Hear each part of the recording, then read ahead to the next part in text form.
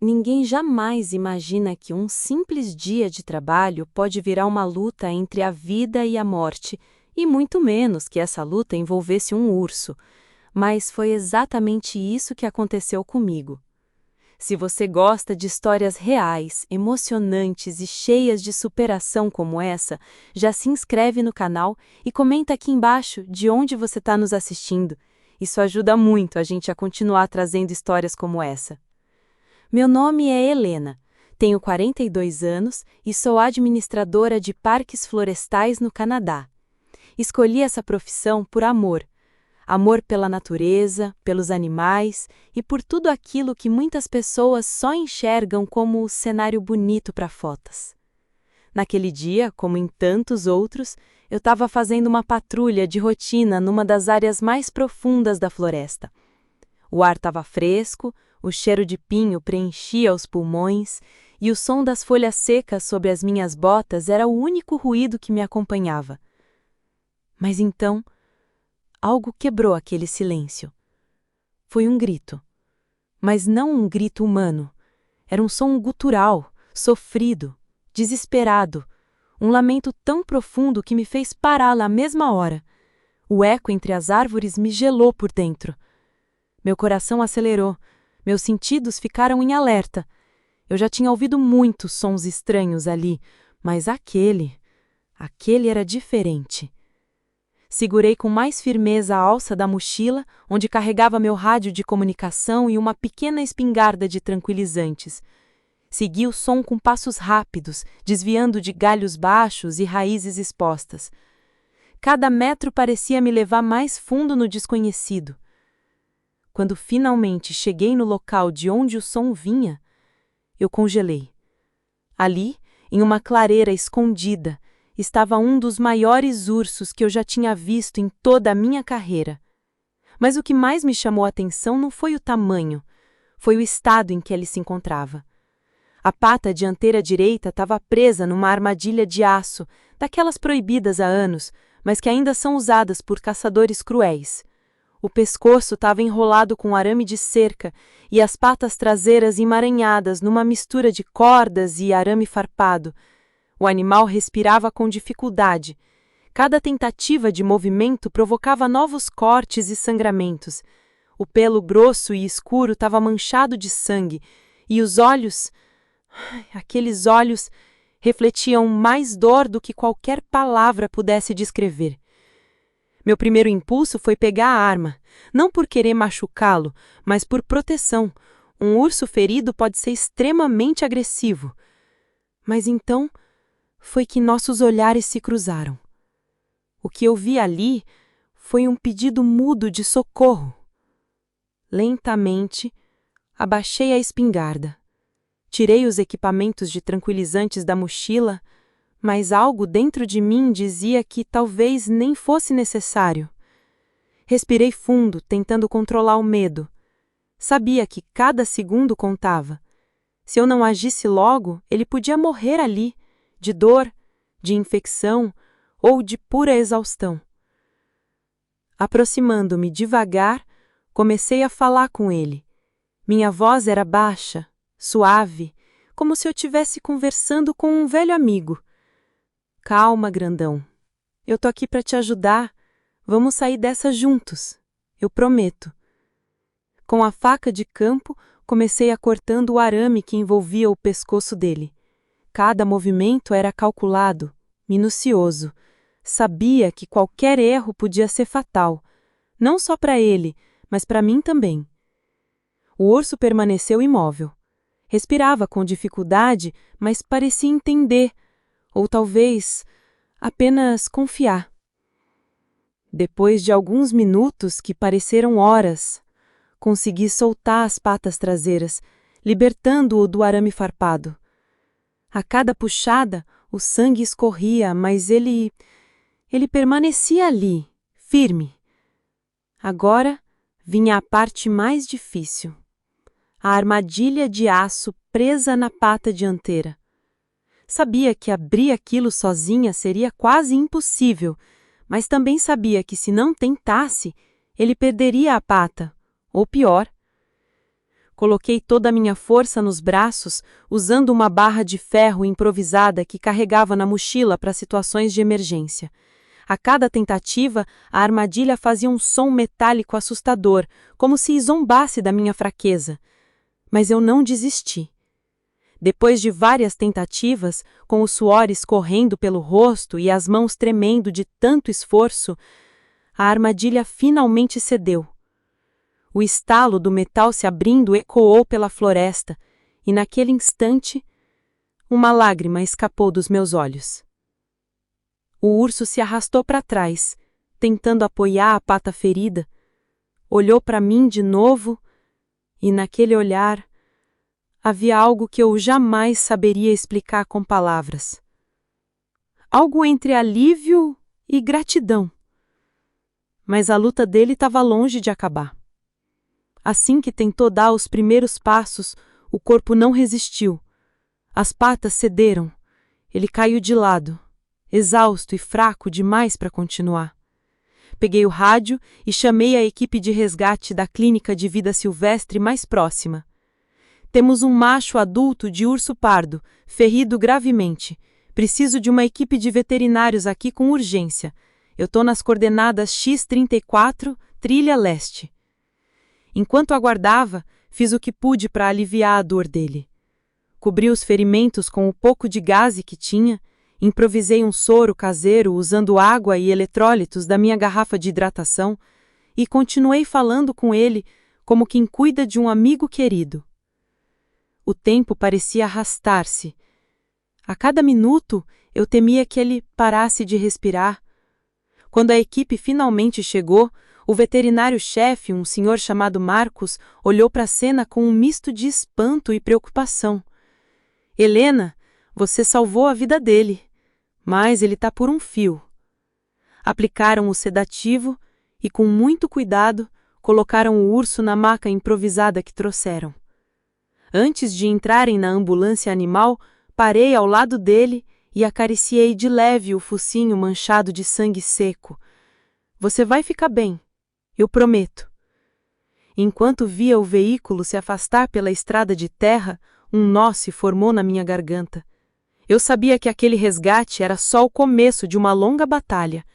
O que eu ainda não sabia é que aquele urso mudaria a minha vida para sempre. As horas que se seguiram foram as mais angustiantes da minha vida.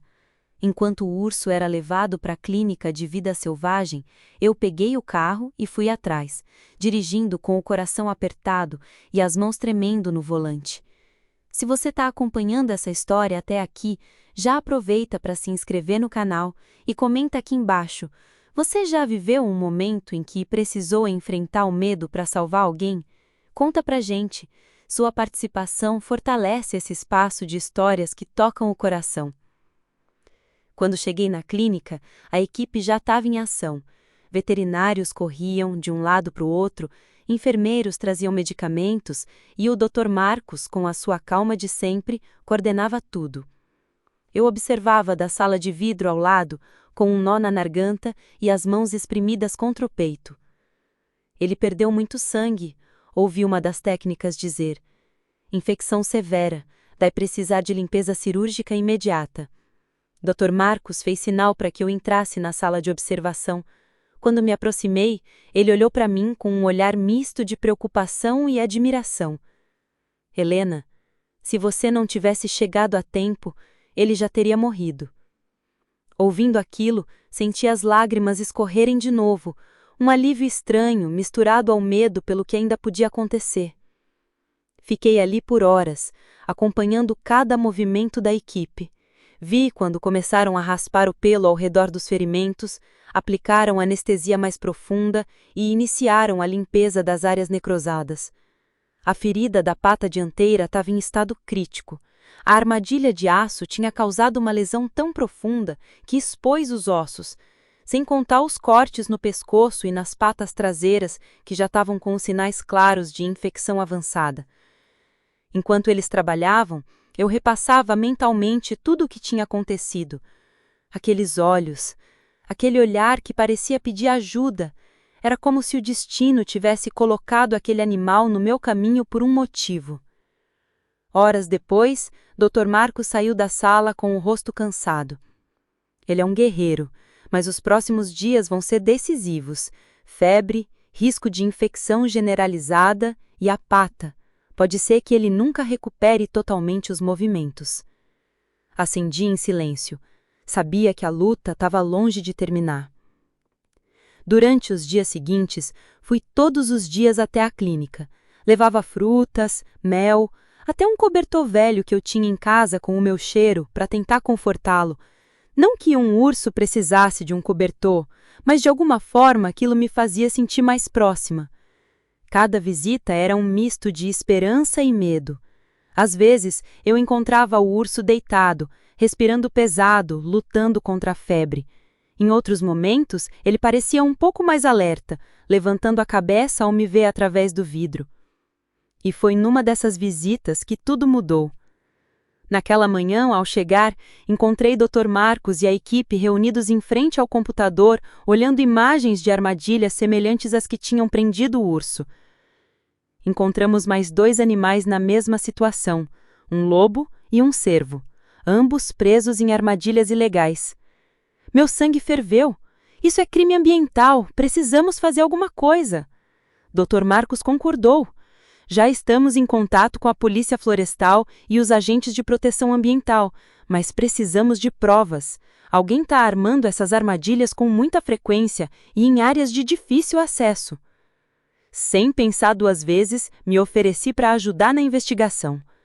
Passei os dias seguintes patrulhando áreas remotas da floresta, usando o meu conhecimento como administradora de parques para tentar localizar outros pontos de perigo.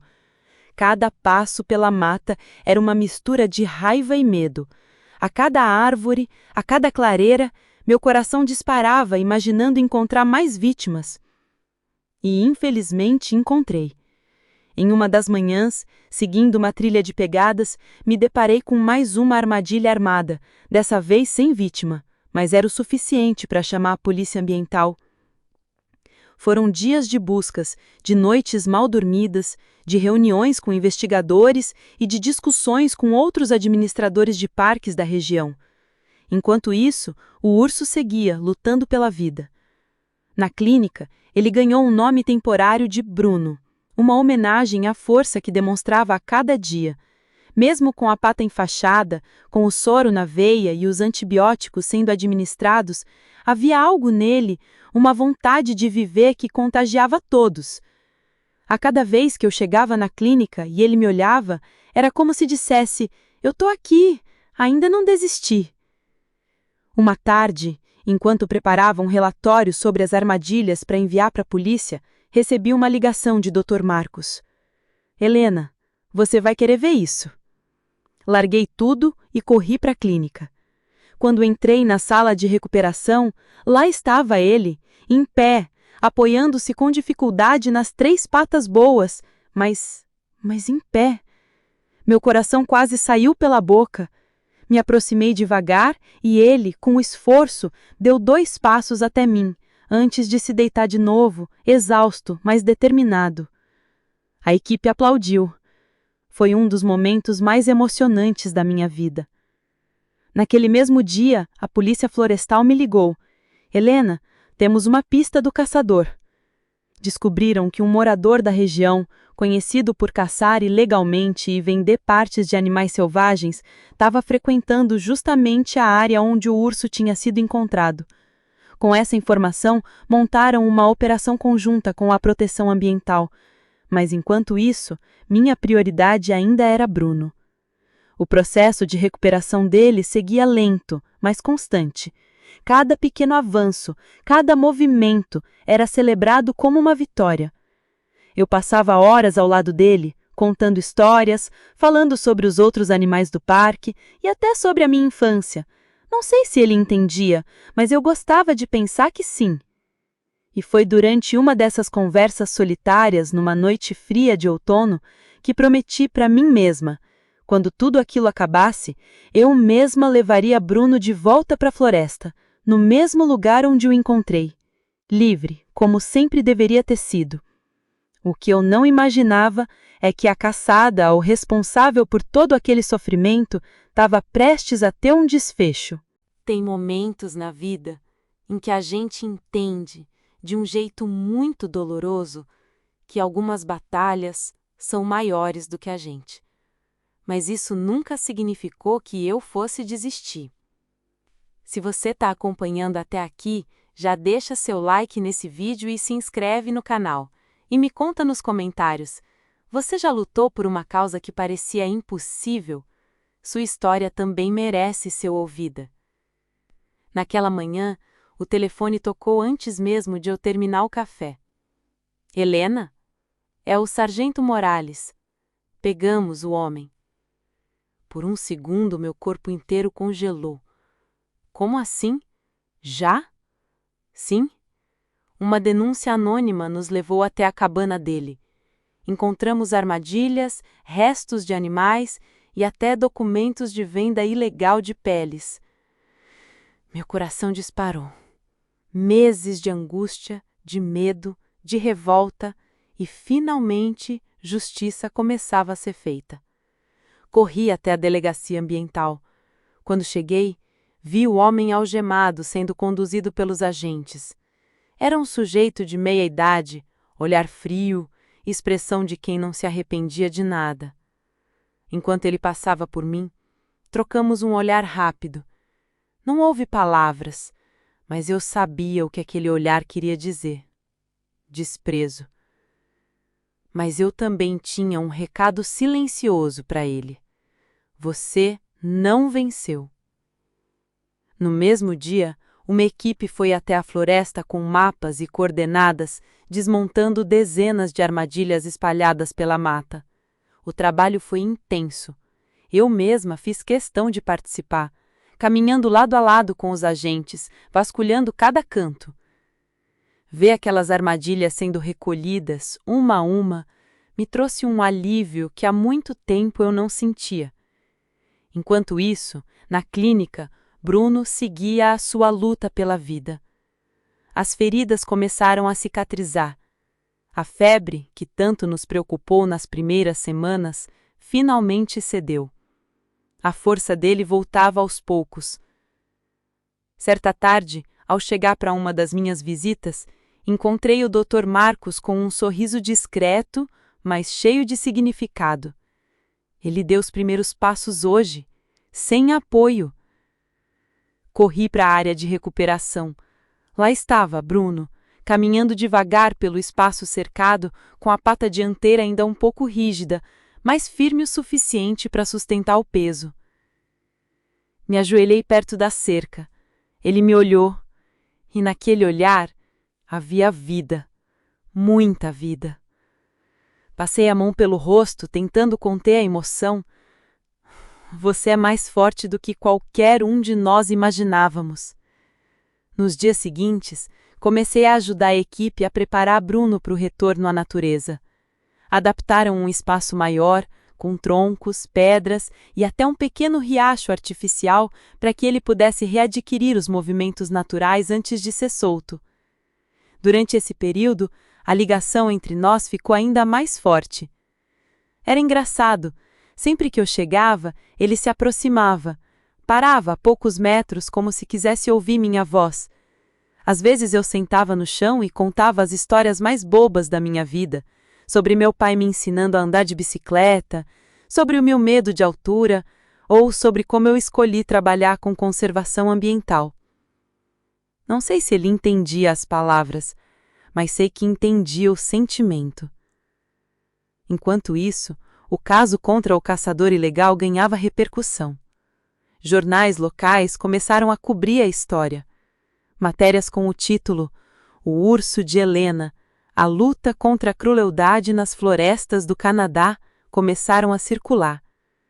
Recebi convites para entrevistas, para participar de conferências sobre proteção animal, mas a única coisa que eu realmente queria era ver Bruno livre outra vez. E o grande dia finalmente chegou. A equipe veterinária considerou que ele estava forte o suficiente para voltar ao seu habitat. Organizaram uma operação de soltura. caminhões adaptados, uma equipe de filmagem para documentar e, claro, eu, ali, de coração na mão. Voltei para o mesmo lugar da floresta onde encontrei.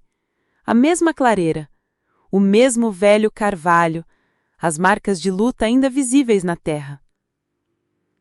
O caminhão estacionou, a porta da jaula foi aberta, Bruno hesitou por alguns segundos, farejou o ar, olhou para todos nós, então saiu. Deu os primeiros passos na terra fofa, respirou fundo, ergueu a cabeça em direção às árvores e partiu. Mas antes de desaparecer de vez na vegetação densa, ele fez algo que me arrepiou inteira. Virou-se, olhou diretamente para mim por longos segundos. Eu sorri e sussurrei: "Vai, essa floresta é sua." Naquele instante, percebi que tudo havia valido a pena. Mas o que eu ainda não sabia é que essa história ainda não tinha terminado. A vida na floresta segue um ritmo próprio. Dias e noites se sucedem como um ciclo eterno de renascimentos e despedidas.